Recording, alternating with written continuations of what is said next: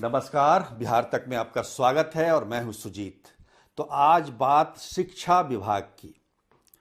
शिक्षा विभाग पर काफ़ी अरसे के बाद कुछ कहने का मौका मिल रहा है। वो इसलिए क्योंकि अगर देखा जाए तो बिहार सरकार का शिक्षा विभाग शिक्षकों की बहाली तो कर रहा है, उनकी नियुक्ति तो कर रहा है, लेकिन तबादला क्यों नहीं कर पा रहा है।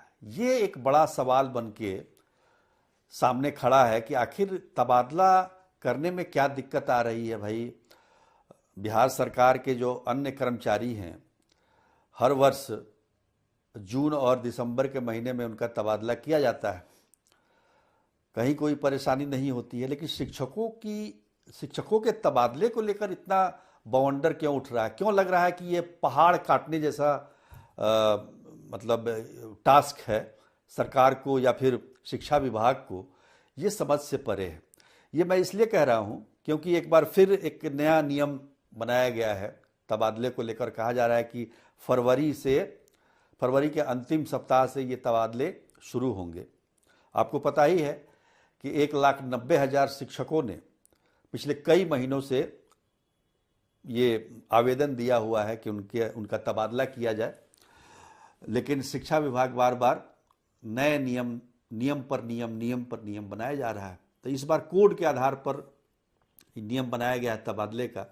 कोड इसलिए दिया गया है ताकि शिक्षक का नाम पता न चले, और चूंकि जिला शिक्षा अधिकारी को अधिकार होगा उनके तबादले की सारी प्रक्रिया को पूरी करने में, तो जिला शिक्षा अधिकारी को ये पता न चले कि अमुक शिक्षक का तबादला होने वाला है, तो वो अगर चल जाएगा तो फिर वही जो भ्रष्टाचार का मामला है। आपको तो पता ही है कि जो जिला शिक्षा अधिकारी होते हैं उनके पास कितनी अवैध संपत्ति जमा होती है। जो हाल ही में बेतिया में जिस तरीके से वहाँ के तत्कालीन जिला शिक्षा अधिकारी को पर जब छापा पड़ा तो कितनी संपत्ति मिली थी, आपको अंदाजा होगा। तो उसको देखते हुए शिक्षा विभाग को अपने जिला शिक्षा अधिकारी पर विश्वास भी नहीं है। उनको लगा है कहीं ना कहीं भ्रष्टाचार होगा, और कोड के आधार पर होगा। तो कोड में ये कहा गया है कि पहले जो गंभीर रूप से बीमार हैं उनका तबादला होगा, जैसे कैंसर से जो पीड़ित हैं, जो अन्य गंभीर बीमारियों से पीड़ित है, उसके बाद धीरे धीरे ये तबादले में परिवर्तित होगा। तो काफ़ी लंबा चौड़ा नियम है, लेकिन नियम तो हर बार बनते हैं भाई। आप बताइए, पिछले 10 वर्षों से हम लोग सुन रहे हैं शिक्षकों का तबादला होगा, और पिछले 10 वर्षों में 5 नियमावली बनाई गई होगी कम से कम, लेकिन किसी पर भी अमल नहीं हुआ। इसलिए नहीं हुआ क्योंकि जब ये नियम बनाए जाते हैं, नियमावली बनाई जाती है, तो नियमावली बनाने वाला जो अधिकारी होता है वो नियमावली बताते बनाते या तो रिटायर हो जाता है या फिर उसका तबादला हो जाता है। तो फिर कोई नया अधिकारी आता है तो फिर वो नया नियम लाता है। तो इस तरह से जो तबादले के इंतजार में जो शिक्षक हैं उनके वो दिन गिन रहे हैं कि भाई कब तबादला होगा उनका। नौकरी में तो आ गए हैं, लेकिन अब अपने घरों से दूर हैं। अब मान लीजिए औरंगाबाद का कोई शिक्षक है और अररिया में उसकी पोस्टिंग है, अररिया में किसी गांव के स्कूल में पोस्टिंग है, वहाँ न रहने की व्यवस्था है न कुछ है, तो उसका परिवार रह रहा है औरंगाबाद में। अब वो करे तो करे क्या? न बच्चों को साथ रख सकता है, न परिवार को साथ रह सकता है, और उसको बार बार घर भी जाना होता है।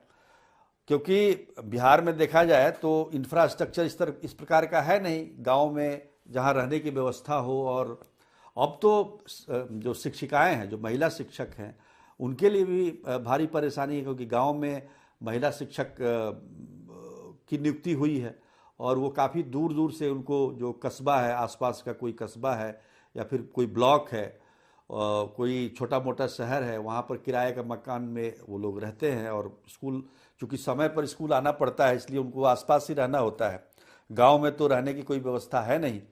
तो काफ़ी समस्याओं का सामना करना पड़ता है। सरकार को इस विषय में सोचना चाहिए, क्योंकि अगर शिक्षकों का दिमाग पूरी तरह से पठन पाठन पर नहीं होगा और अपने परिवार पर भी उनका आधा दिमाग लगा रहेगा, तो कैसे आप बेहतर रिजल्ट की आशा कर सकते हैं?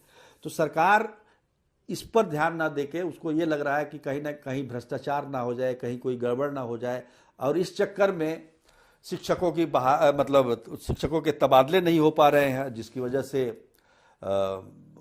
असमंजस की स्थिति में है शिक्षक। अब शिक्षकों के तबादले को लेकर कई बार जो नियम बनाए गए, जैसा कि मैंने पहले बताया, और उसको लेकर कई बार विधानसभा में, विधान परिषद में हंगामा भी हो चुका है। और इसके बावजूद जो शिक्षा विभाग है वो इसको लेकर पूरी तरह से सजग नहीं हो पाया। हालांकि ये नहीं कह रहा हूँ कि मतलब सजग नहीं है, पूरी तरह से ये सजग नहीं है, ना ही मतलब कोई समय सीमा तय की जाती है कि अमुक महीने तक ये काम कर लिया जाएगा। और जैसा कि आपको पता ही है कि शिक्षकों का काम कितना महत्वपूर्ण है। जो भी हमारे देश का या राज्य के नौनिहाल हैं उनको शिक्षित करना, जिनके कंधों पर सारी जिम्मेदारी होती है, तो वो अगर बेहतर से शिक्षा नहीं देंगे तो बच्चे क्या शिक्षा प्राप्त करेंगे। उनका आधा मन अपने परिवार पर, अपने बाल बच्चों पर रहेगा, तो निश्चित तौर पर इसका असर पड़ता है कहीं ना कहीं। ठीक है, सरकारी डंडे की वजह से या जो भी शिक्षा विभाग के अपर मुख्य सचिव होते हैं उनके डर से शिक्षक समय पर स्कूल पहुंचते हैं, लेकिन स्कूल पहुंच जाना ही सब कुछ नहीं है। वहां जाकर पढ़ाते भी हैं कि नहीं पढ़ाते हैं, किस तरह का उनका व्यवहार होता है, तो वो सब चीज़ें साइकोलॉजिकली उसको भी देखने की ज़रूरत है। तो लेकिन सरकार को वही लगता है कि अब इतने ज़्यादा नियम बन गए हैं इसमें कि सबको डिफाइन करना भी बड़ा मुश्किल काम लग रहा है। लेकिन चूंकि आज ये विषय मुझे लगा कि ये आना चाहिए सरकार के संज्ञान में कि इसको जल्द से जल्द तबादले का निपटारा करना चाहिए। खासतौर पर जो महिला शिक्षक हैं उनको भारी परेशानी हो रही है, वो अपने परिवार से दूर हैं, गांव दूर दराज के गांव में उनकी पोस्टिंग है। नौकरी की लेने के होड़ में तो लोग ले लेते हैं, लेकिन उसको सस्टेन करना, उसको बनाए रखना बहुत मुश्किल का काम है। और बहुत सारी ऐसी महिलाएं हैं जो कि दूसरे प्रदेश की हैं, वो यहाँ नौकरी कर रही हैं, तो उनको भी सुविधा हो और उनको भी पढ़ाने में ठीक रहे। इस मतलब सूरत हाल में सरकार को सोचना चाहिए और सरकार को इस विषय पर गंभीर कदम उठाने चाहिए और जल्द से जल्द तबादले को अंजाम देना चाहिए ताकि पठन पाठन पर इसका बहुत ज़्यादा असर नहीं पड़े। लेकिन अब देखिए, इस बार फिर से सरकार ने बताया है कि फरवरी के अंतिम सप्ताह से इसकी प्रक्रिया शुरू होगी, लेकिन प्रक्रिया इतनी कागजात मतलब जमा करने का और इस तरह की प्रक्रिया है कि इसमें भी बहुत समय लगने वाला है, क्योंकि ये भी आसान नहीं होगा। जिस तरह से जटिल प्रक्रियाओं से इसको गुजरना है, तो इसमें भी अब हम समय तो नहीं बता सकते, लेकिन लंबा समय लगेगा, इतना मैं जरूर जानता हूँ। सरकार को चाहिए कि भाई जल्द से जल्द इन तबादलों का निपटारा करें और शिक्षकों को अपने मतलब स्कूल पर, अपने बच्चों पर ज़्यादा ध्यान देने का मौका दें, यही कह सकते हैं।